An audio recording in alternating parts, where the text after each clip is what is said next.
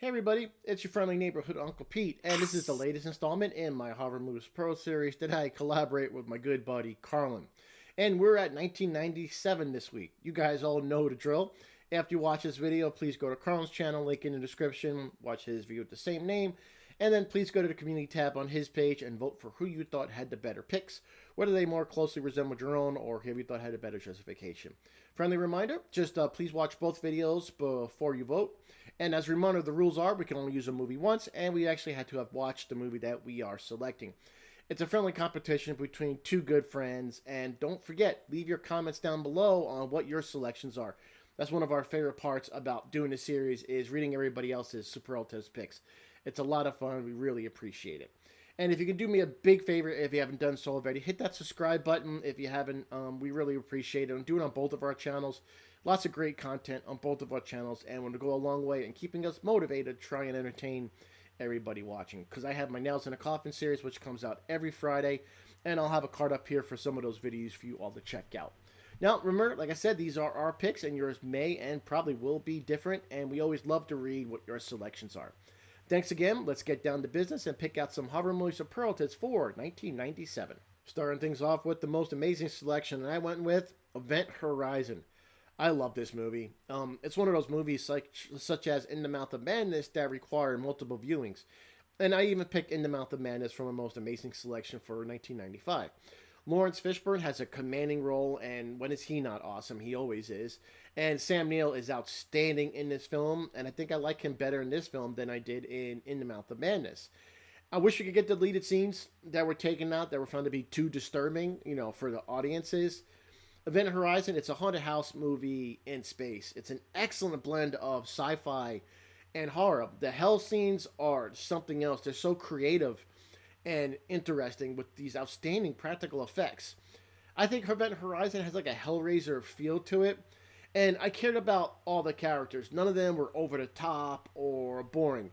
The whole crew had great chemistry together. You can tell they even enjoyed working together. And I'll mention Lawrence Fishburne and Sam Neill's performances again. They are so good. They're just so intoxicatingly charismatic when they're on screen. And another reason I selected this movie for most amazing was it did so well with knowing what to show and what knowing not to show in a horror movie. When you can do that, it's always very, very effective when they nail that aspect. And that's what they did with Event Horizon. It's definitely one of the best horror films to release in the 90s, and it's going to be a good contender for my most amazing selection for the entire decade. But yeah, it was a solid pick for my most amazing pick for 1997. For my So Bad It's Good movie, I went with Jack Frost. Oh boy. This movie's a lot of fun with the exception of one scene I found a little bit troublesome. And the acting in this movie is not the best. It is really campy and over the top. And they filmed this movie during the summer, so the snow you see, I think, is just potato flakes. But the concept is funny. A serial killer on the way to be executed gets into an accident and is doused with toxic waste experimental chemicals that melt him and make him fusion with the snow, turning him into a mutant killer snowman. I mean, he doesn't even look like he's made out of snow, more like white poofy cloth with white oven mitts. But he is a wisecracking killer who makes snow winter-based puns when he kills people, similar to how Leprechaun makes puns in that franchise. Now, this is definitely not a movie to be taken seriously, but it is a so bad it's good film. It's more comedy than horror. It's about a giant killer mutant snowman. It's not going to be taken really too seriously. The kills are unique, and the pacing is pretty good. The story is interesting. It does keep you entertained. Yeah, it's definitely worth the watch. It's one of those so bad it's good movies that are totally fun, not to be taken seriously. And yeah, that's why I had to pick it for my best so bad it's good film of 1997. My most WTF film, Funny Games. This is a disturbing movie, and I've only watched it one time, and that's all I really want to watch this movie. Not because it's bad, I just found it really dark and unsettling. If you haven't seen this movie, it's about two violent young men who take a mother, father, and son hostage in their vacation home and force them to play sadistic games with one another just for their own amusement. The WTF part of this movie comes from how creepy these two kids are, and they're evil with no motivation other than just like they like it. Tension builds throughout the film, and you start to feel more and more for this family, and you start to hate these two idiots more and more. Like it makes you angry at the film. And there's some fourth wall breaks, and there's a scene where someone gets killed, and they use a remote control to rewind it and say, "What if this happened?" It's a WTF. That's all I could really, explain it when I first saw it. So if you watch this movie, and you watch this movie, I would say, and you're waiting and waiting for these villains to get the comeuppance, but you don't know if it's even gonna happen when you watch it. This movie definitely succeeds in making you feel uncomfortable and making you hate the villains. Kind of puts you in the position of the victims, and it's one of the more disturbing horror films to come out in 1990, and it made me say WTF a bunch of times. For best gore, now I couldn't pick Event Horizon for best gore since we could only use a movie once, so I picked another great movie with awesome gore, Wishmaster. And yeah, this is some excellent gore in Wishmaster. I first saw this movie on VHS when I rented it, like back in 1998. I saw it on Blockbuster, and I just thought the cover was interesting. And after I watched it, I was so pleased with this movie. When you first see the Jinn, he's a giant worm creature, then transforms into Andrew Divoff. And Andrew Divoff as a Jinn is great because he's so charismatic.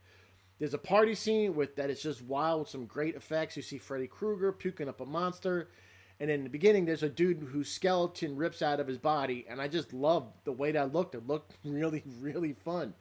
The kills in this movie are all original because they're based on wishes that the people make to the Jinn. Yeah, because they're all tailored to that. I think it's really interesting. And the look of the Jinn is great. It's original, and it doesn't remind you of any other horror creatures out there. It's very original. I really enjoyed it.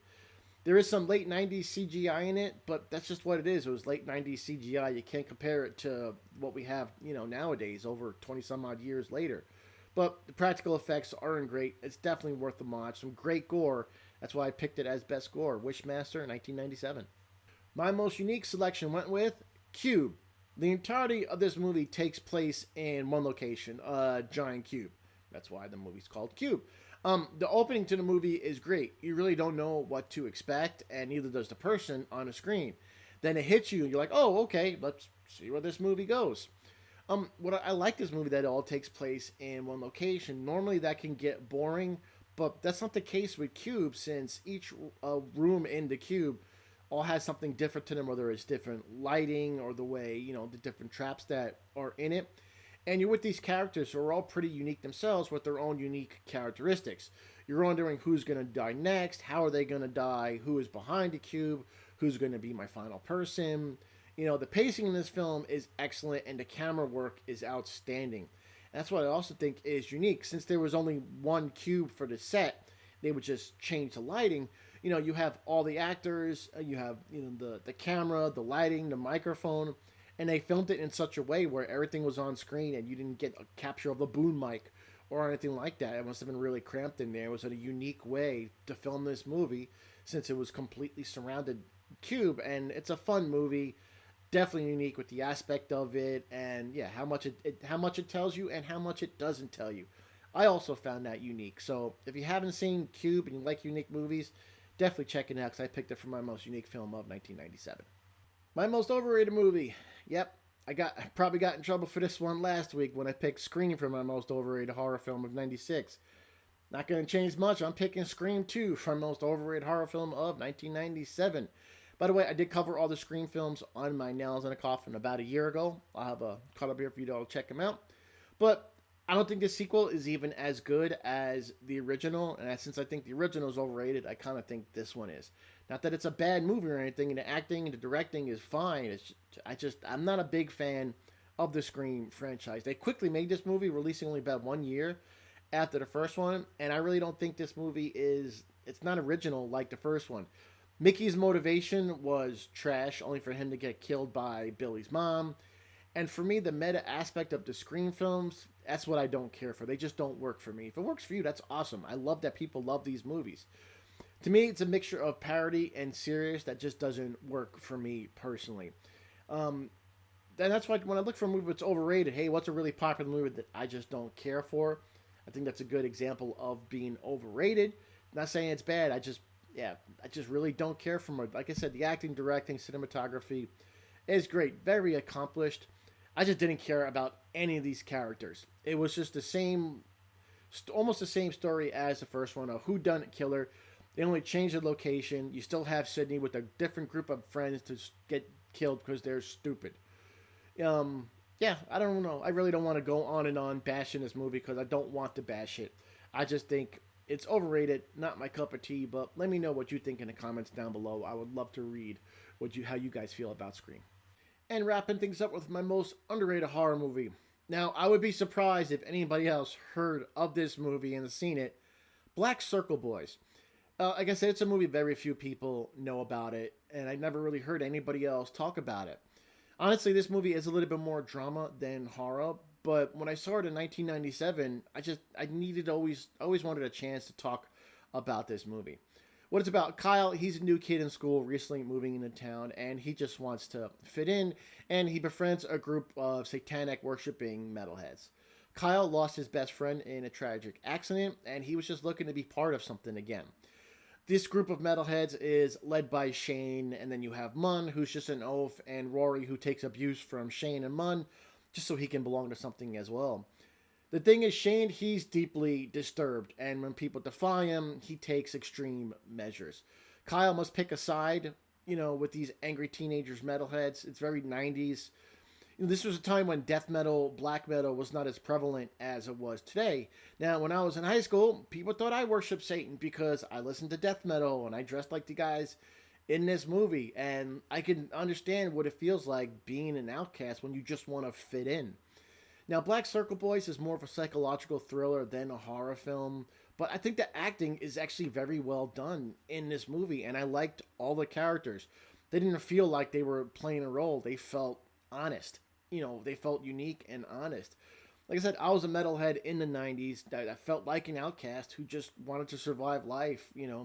His home life was shit, my home life was shit, so I really connected with the characters of this movie. I was able to relate to it, and when a horror movie can make you relate to the characters, to me, it leaves an impact on me. So, yeah, when you're lost and alone and just want to belong to something and feel accepted, this movie shows you what can happen. So, yeah, to me, I think it's a definitely underrated horror film of 1997. Now, if I sparked your interest in trying to watch this movie, it is free on YouTube, and I will put a link down in the description below for you to check it out. And if you do happen to watch it, or if you have seen it, I would love to know what you think in the comments section down below. There we go, ladies and gentlemen. Those are all my selections. Here's a quick summary.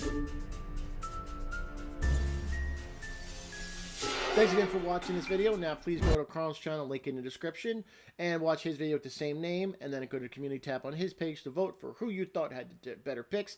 And don't forget to give us your picks in the comments down below. That is our favorite part about doing this series. And I will ask again, if you can do me a favor, hit that subscribe button on both of our channels. It'll keep us motivated. I hope you guys are doing well. I hope you're going to have a great new year. Stay safe, stay happy, stay well. I am your friendly neighborhood Uncle Pete. And remember, with great kills, there must also come great nails.